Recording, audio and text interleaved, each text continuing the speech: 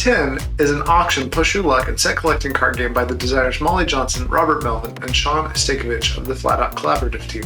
It is published by AEG. It plays in 1 to 5 players in about half an hour. If you find this video useful, please consider liking, commenting, and subscribing, as that helps us to keep making videos like this one. Let's find out how to play. In the game, you will reveal cards from the deck, one at a time. If you ever reveal a wild card, you will immediately proceed to an auction. Wild cards with a number symbol can be any number 1 through 9. The ones with a rainbow background can fit into any of the 4 colored sets. The other 2 types of cards are number cards, which come in numbers 1 through 9 in the 4 colors of blue, orange, green, and pink.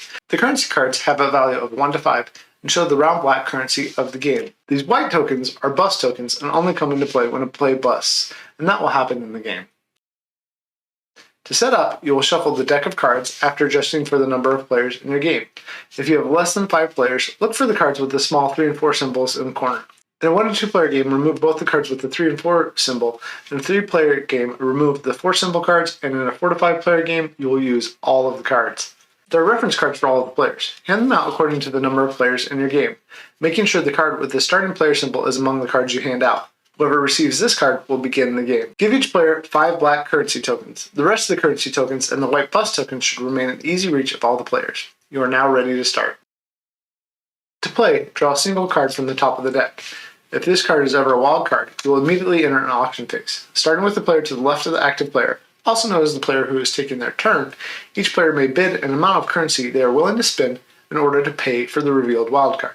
Players must bid more currency or pass. There's only one opportunity to bid or pass. The player who bid the most will return their currency to the common supply and receives the wild card. In addition to currency, players may also spend cards at a rate of 1 card being worth 1 currency. These cards are removed from the game by going to the discard pile. Players must pay if they win the auction.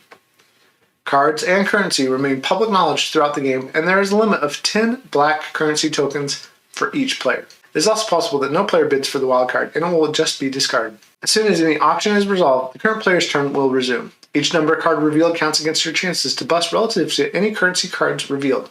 You can think of number cards as a positive value, where you don't want to go over a value of 10, while currency cards add a negative value to this calculation. The twist is that you can also bust by having more than 10 currency showing.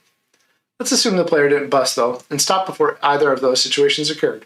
The player now has a choice to either take the number cards or the currency cards. If you take the number cards, add them to your face-up tableau in front of you. These cards can be used as a single currency to discard or add to your set of cards and a color. Each color will only have 1 set that you will count toward your final score. If you took the number cards, every other player will receive currency equal to that showing on the currency cards. Remember, you have a black currency limit of 10 for each player. In the case where the player takes the currency cards instead of the number cards, they will receive the currency shown on the cards, and the number cards will be added to start or join the public market. A single card may be bought during the buy phase from the market as long as you first didn't bust on your turn and you took number cards.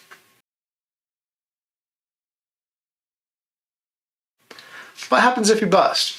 If you bust or go over a value of 10 or have more than 10 currency showing, follow these steps. First, move all number cards to join or start the market.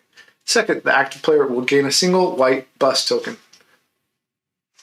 Bust tokens are worth 3 currency, but you do not get change for them using them. Say, for example, you bid 5 and you had 2 white bust tokens. You would not receive a black token back. Bust tokens do not count against your token limit. Third, resolve this step if the player busted on a net value over 10. Particularly, they didn't bust due to more than 10 currency showing.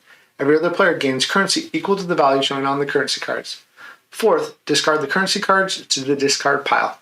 Finally, turn passes to the next player. Play will proceed like this, with players taking turns, revealing cards and pushing their luck, sometimes busting, gaining currency, and gaining cards as they try to build their sets. The game ends when the deck runs out of cards. Players will arrange each color of their cards, which also have a different pattern on them, and make runs of consecutive number sequence. Each color will only score once in its largest run. If a player has managed to get all cards from 1 to 9, they get a bonus point and that color scores 10 points. Don't forget to use your wild cards to fill in gaps where it makes the most sense. Here's an example for scoring a smaller run. Let's say I have this 1, 3, 4, 5, 6, 7, and 9 in yellow. I've already used my wild 2 to complete the set of green, so I get the bonus point. For yellow then, my biggest run is 3 through 7, and I will score 5 points for yellow. Check each color the same way and add up the points. Whoever has the most points is the winner. In the event of a tie, the player with the most currency, including black and white tokens, but not cards, wins. If there is still a tie, whichever player has the fewest total cards wins. If there is still a tie, players share their victory. In the solitaire version of this game, you will play against a solitaire AI known as Jin. Check out the solitaire video in the video description in order to find out how to play this version of the game.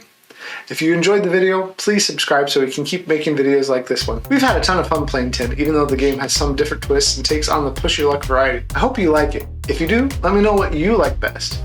Happy gaming, and we'll catch you later.